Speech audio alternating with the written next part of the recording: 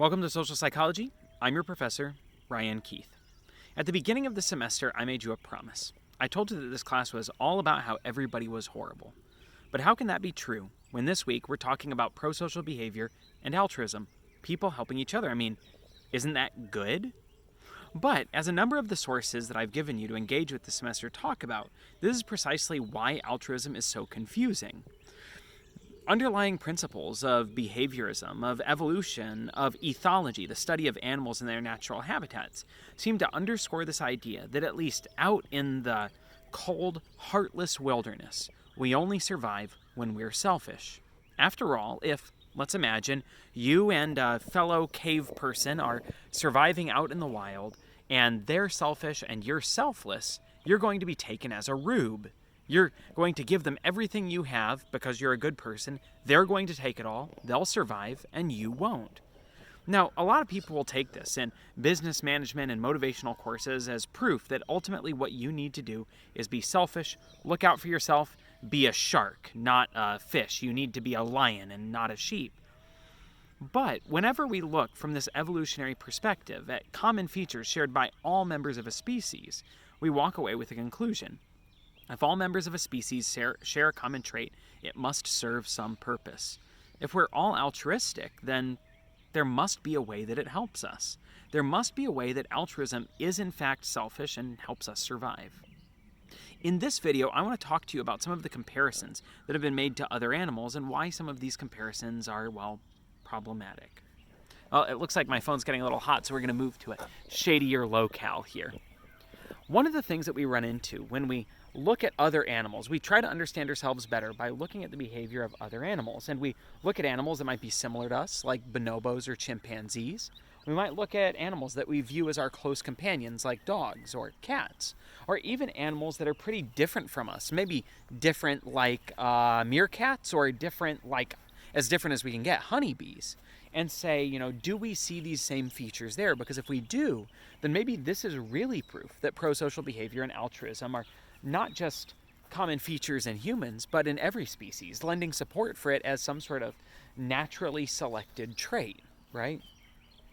And in fact, when we look at these species, we see that humans aren't the only ones who help each other out, right?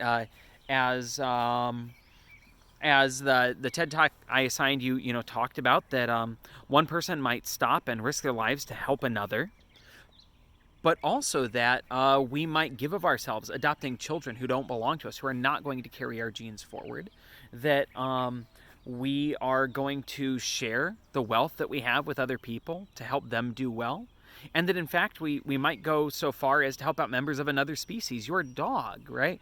What do they give you that makes it worth it? When we look at dogs, we see dogs that adopt kittens or puppies from another litter. When we look at chimpanzees and bonobos, we see similar kinds of helping.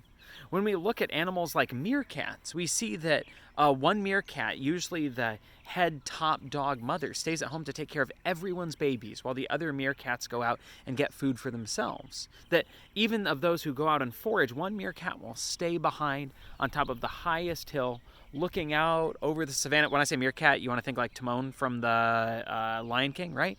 But looking out over the savannah for predators, exposing themselves to predators and not getting food for themselves. And that even when we look at honeybees, right? You guys know that honeybees have a hive made up of workers and guards and drones and the queen. The queen doesn't make decisions. All she does, really, everybody else toils and risks their lives and works really hard and goes out and looks for food. The queen is the one who stays at home. She pretty much has sex once and then lays eggs and stays there at home. And instead of reproducing and having their own offspring, any worker could consume what's called the royal jelly, the honey containing these hormones that would cause her to transform into a queen. And instead of doing that and having her own children, she takes care of the queen's children. What it would look like here is that altruism is not just something that we see in people and not just something that we see in other animals either. It is a necessary part of survival, that maybe everyone and everything isn't horrible. Maybe everybody's built to be good. But this kind of selflessness is attractive in kind of a romantic way, right? That's what we want to see in the world around us. And in this way, it doesn't make a whole lot of sense. After all, if one meerkat can be selfish and hang back, then why don't they all do that, right? If it's possible for a person to take care of another person's children, why don't we all give up our children and spend our money on ourselves, right? Instead of spending it on our kids. If any honeybee could lay back and do what the queen does, why don't they do it all, right? The point here is that there must be a way that these selfless elements are in fact selfish. And if we look closer, that's really what we see. After all, inclusive fitness and group fitness help explain why it is we would take care of other people's children. Fitness, like survival of the fittest, means that that the ones who survive and pass on their genes are the ones who are the best fit for the environment, right? It doesn't mean you're the biggest and strongest, but that you're the best fit, right? Like neither a lion nor a shark is the fittest animal. They're the best fit animal for their environments. And group fitness means that it's not just survival of the fittest individual, but survival of the fittest group, right? That ultimately humans aren't the biggest or strongest or fastest animals, but we work together. And because we're willing to collaborate, because our genes make us want to collaborate, we're successful. Inclusive fitness means that we look at individual and group fitness together, that if I'm the strongest individual and I'm part of the strongest group, I'm going to do really well. So we look out for each other because ultimately we're programmed to. Our genes specifically program us to look out for our children and for our close relatives.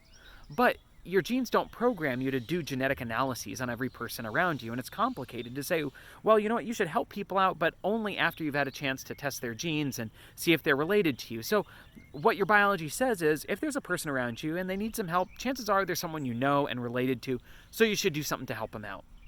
Adopting kids or animals is similar, right? We're programmed to like children, to like babies, to look out for them, and to want to help them. Because ultimately, chances are, if there's a baby in need, it's a baby who's related to you. And if you help them, you're helping your own genes move forward. We are simply a vehicle that our genes ride from generation to generation. And by programming us to help children, they do the same thing. We help dogs and cats because they're kind of like us, and they stick around, and they make us feel good. It's not about a cognitive analysis of what we get out of the relationship. It's about what our genes tell us feels right to do. And we see the same thing when it comes to adopting other puppies or kittens or apes adopting other apes, is that it's worth it to just look out for other kids, because sometimes you'll get cheaters, but for the most part it helps out everybody. We see the same thing if we look at meerkats. The meerkat who stays at home in the burrow, she may not get to go out and forage for her own food, but the other meerkats do bring back food, kind of as payment for babysitting, right? It's like bringing back leftovers from that fancy restaurant you went to as a thank you to your babysitter for sticking around an extra hour. And even the meerkat who exposes himself up on the hill looking for the predator, what they get out of that deal, even though they're exposed to the predator, is that they're the first ones to see it. And even though they're like, hey everybody, there's a predator coming, they're like running halfway back. They're like, hey everybody, there's a predator coming, you better get back home. It's their way of getting something out of the deal. They're actually safer and less likely to die than other meerkats are. And as far as what the bees get out of the situation, on a common sense level, it doesn't seem to make a lot of sense. If any of these bees could have their own kids, then why would they give up their one genetic prerogative in this world, have children and pass on genes, to take care of someone else's? And the answer is that we don't really understand, or at least we didn't used to understand, bee genetics. Humans are diploids. We get our genes from two parents. Bees are this really weird version of genetics called haplodiploid, where they get a different amount of genes from their mom and their dad. The complicated explanation here is that when it comes down to how related we are to our kids, it turns out that workers genetically are more related to the queen's children than they would be to their own children. It would be kind of like if you were more related to your nieces and nephews than you would be to your own kids. The result is that that same selfish gene that makes you be willing to give anything for your own kids would instead have you programmed to be willing to do anything for your nieces and nephews instead of your own children. The result here is, right, a lot of times we run into explanations that we want to make sense desperately. We want the world to be a Disney movie with villains and heroes and kindness overcoming selfishness, and that in the end it's not enough that an animal helps another animal or a human helps another human. It must be done for entirely selfless reasons that we're willing to sacrifice anything, and it's totally romantic how we do it anyway, right? But in the long run, I take this kind of what some people might see as a cynical view, That the selflessness, if you look at it the right way, isn't selflessness at all. It's selfishness. And in the end, that gives me comfort. Because what we talked about in the aggression section of the class and what we talk about in the stereotyping section of the class is that racism and discrimination and violence and aggression, they're built into our genes and they're natural things. And as a result, they're incredibly hard to overcome. But also we see that if we're willing to look at animals as animals and not as people, we see that altruism similarly helps them look out for their genes, that it's built into us and it's just as much a part of our survival as all that horrible, dark shit. The end point being that we can rely on altruism just as much as aggression, and looking out for each other is just as much here to stay as stabbing each other in the backs. So, if you have a question about how wonderful or horrible we are, or anything else in the class, just reach out to me. You can catch me during office hours, during the live stream Q&A, or you can email or call or text me pretty much any time at 352-327-8259. As I'm always telling you, I can't always guarantee I'll be able to get right back to you in that moment, but I'll hit you up as soon as I can. I'm looking forward to talking to you guys more about how wonderful and horrible we are. If you have more questions, just reach out and let me know.